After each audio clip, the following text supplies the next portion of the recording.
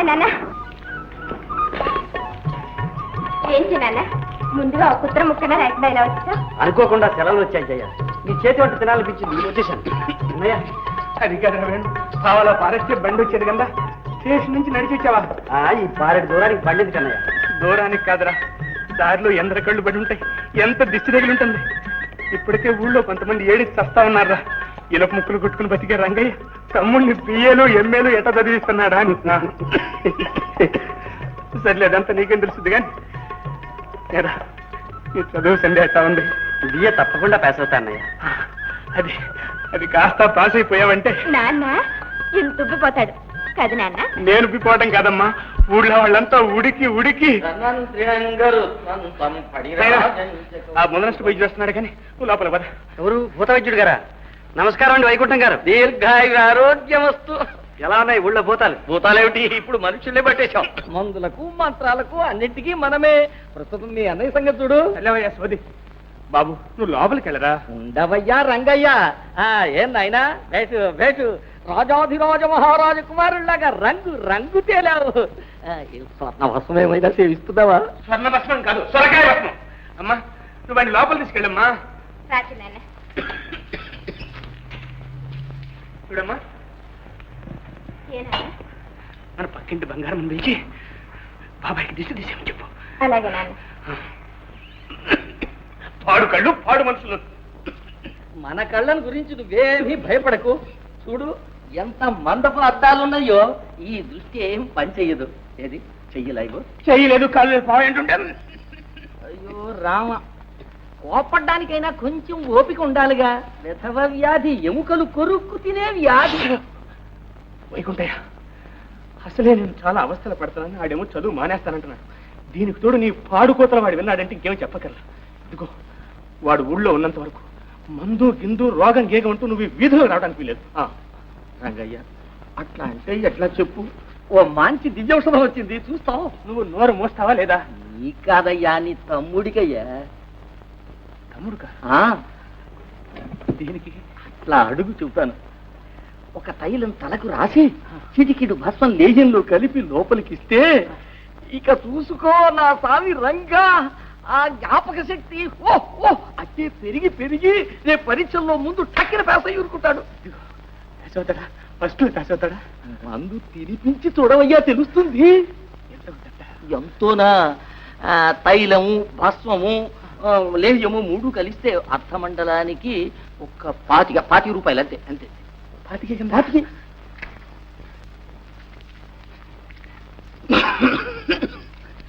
ఇదిగో 20 రూపాయలు ఉన్నాయి, మందు పట్రా, 5 తర్వాత ఇస్తాను. దానికేంది, మిగిలింది నిదానంగా ఇవ్వచ్చులే. ఇదిగో అట్టగానే మందు కూడా నిదానంగా పట్టుకొస్తావా? లేదు, వెంటనే పట్టు రావాలి. సాయంత్రానికి తీసుకురా అంతయ్యా. వైకుంఠే మర్చిపోయావు. మర్చిపోతానా? నే పుచ్చుకునేది ఆమందేగా. రంగయ్య, తమ్ముడికనేసరికి ఎక్కడున్న పైకం ఎగిరి పైకొచ్చింది, నీకనేసరికి అది వెనక్కు పోతుంది.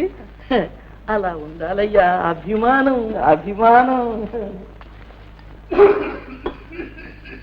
ఏమిటి చెయ్య, నాన్న అస్తమానం అలా తగ్గుతున్నాడు? ఏమిటో చిన్నాన్న, వైద్యుడేమో క్షయ అంటున్నాడు. చేయలేదు గీయలేదురా, చేతిలో ఉన్న 4 కాసులు చెల్లబెట్టేదాకా వైద్యుడు అట్టాగే అంటుంటాడు. ఒకళ్ళు అనడం ఏమిటన్నయ్యా, దగ్గు కనపడుతోంది, జబ్బు కనపడుతోంది. ఏం లేదు లేరా, వయసు అయిపోయింది చూడు.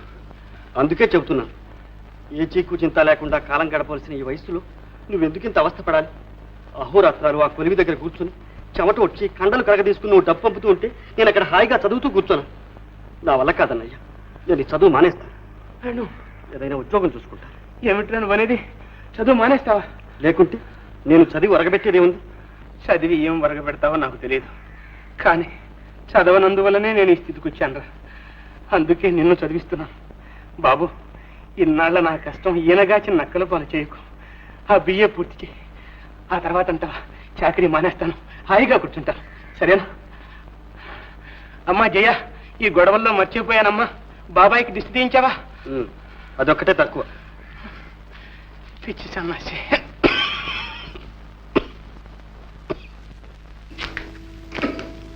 జయ, వెళ్తున్నానే కానీ అన్నయ్య ఆరోగ్యాన్ని గురించే నాకు ఆందోళనగా ఉంది.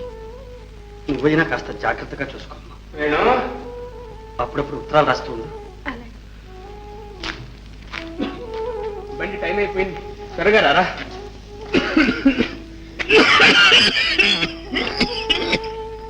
అన్నయ్య, నువ్వు ఇలా జబ్బులు ముద్ర పెట్టుకుంటే లాభం లేదు. ఆ డాక్టర్లు ఇచ్చిన మందన్నా సరిగ్గా తీసుకో అన్నయ్య. ఈ జబ్బులు నన్ను ఏం చేస్తారు? నువ్వు ఆ బియ్య పరీక్ష అయ్యావని వార్త నా చెవిని పడాలి. అప్పుడు చూడు, కొత్త రక్తం పట్టి ఎట్టా నిగనిగలాడిపోతాను. రే, అప్పుడు నేనే నీకు తమ్ముడు అనిపిస్తాను రా. ఎక్కువ బండి ఎక్కువ పని పోయి. శకునం కూడా బాగుంది, త్వరగా పని.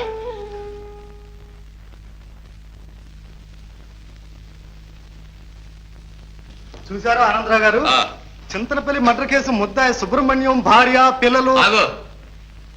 టైం ఎంత అయింది? 5 నిమిషాలు అయింది. ఈ లాయర్ ఆంధ్రరావు 5 దాటితే ఒక్క నిమిషం కూడా కోర్టు విషయాలు మాట్లాడు. నీకు కావాల్సిన సినిమా విషయాలు, క్రికెట్ మ్యాచ్ గురించి అడుగు చెప్తాను. నీ కోర్టు అనుమానాలని మళ్ళీ కోర్టు టైంలో అడగాల్సిందే. Excuse me sir. ఆల్రెడీ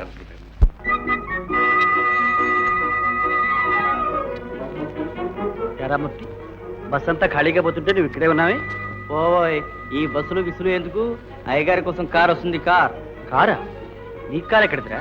ఎక్కడిదైతేనే టంచనగా వస్తుంది, చూస్తావుగా. ఎవరా అది? ఒక పెద్ద మనిషి సరిగ్గా 5 గంటకల్లా ఈ త్రోవన వస్తాడు. ఈ త్రోవన వెళ్లే వాళ్ళు ఎవరన్నా సరే కారులో వేసుకుని తీసుకువెళ్తాడు. అది అనుకో హాబీరా, హాబీ. పుణ్యాత్ముడో పిచ్చోడో అది వస్తుందిరా కారు. ఏం బాబు, ఎవరన్నా నెహ్రూ స్ట్రీట్ వచ్చేవాళ్ళు ఉన్నారా? Good evening sir. రండి రండి రండి. ఎక్కరా త్వరగా ఎక్కరా సార్. ఆ అబ్బాయి కూడా వస్తాడు సార్. రావయ్యా రా. వద్దులేండి, నేను బస్సులో వెళ్తానండి. ఏ, నీ బస్సు కంటే నా కారే తీసిపోయినట్టయ్యా. రావయ్యా, ఎక్కమంటుంటేను.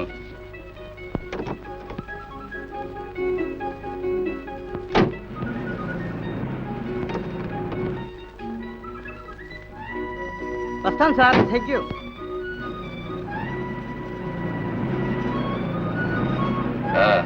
నువ్వెక్కడ దిగాలయ్యా? ఎక్కడైనా పర్వాలేదండి. అదే ఉంటాయా, నడివీధిలో వదిలిపెట్టి అలవాటు నాకు లేదులే. ఎక్కడ దిగాలో సరిగ్గా చెప్పు. నెహ్రూ స్ట్రీట్ అండి. నెహ్రూ స్ట్రీటా? నెహ్రూ స్ట్రీట్ లో ఎవరిల్లు? ఆంధ్రావు గారికి. ఆంధ్రావు అంటే ఆ పబ్లిక్ ప్రాసిక్యూటర్ ఆంధ్రావేనా? అవునండి. వారు మీకు తెలుసా అండి? తెలియకపోవడం ఏంటయ్యా, నేను వకీల్లేగా. ఆయనతో ఏమిటి నీకు పని? ఏం లేదండి, వారింటి కాంపౌండ్ లో ఒక గది ఖాళీగా ఉందట, అద్దెకిస్తారట. అందులోనూ చదువుకునే వాళ్ళకైతే చాలా తక్కువకిస్తారట. ఎవడయ్యా నీతో చెప్పింది? ఆ ఆంధ్రావు ఒట్టి పిసిని కొట్టు. వాడేమిటి స్టూడెంట్స్ కి సహాయం చేయడం ఏమిటి? అలా అనకండి సార్. ఆయన సహాయంతో ఎంతో మంది పేద విద్యార్థులు చదువుకుని పెద్దవాళ్ళు అవుతున్నారు. ఏం బాబు, నీకు హాస్టల్లో రూమ్ దొరకలేదా? నిన్నటిదాకా హాస్టల్లోనే ఉన్నానండి. ఇప్పుడు ఖాళీ చేద్దామని. ఏ, అక్కడ ఏమైనా కాస్త అలర్చిల్లరుగా? అబ్బాబే, అదేం లేదండి.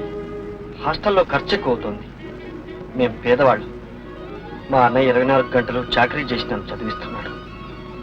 ఆయన ఆరోగ్యం బాగా చెడిపోయింది, పనిచేయలేకపోతున్నాడు. అందుకని ఖర్చు తగ్గించుకోవాలని నా తాపత్రయం. Good good, very good. సరే, నీకు పెళ్ళయిందా? లేదండి. ఛాన్స్ పోయింది బాబు. ఇక నీకు ఆ ఇంట్లో గది దొరకదు. ఏమండి?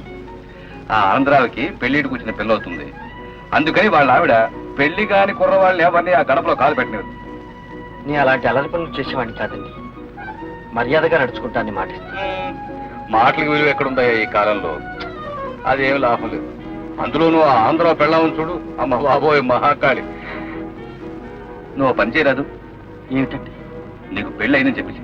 నాకా పెళ్ళా? అబద్ధం ఎలాగండి చెప్పడం, అందులో పెద్ద మనిషితో? ఎక్కడో ఎర్రబాబులో ఉన్నావు.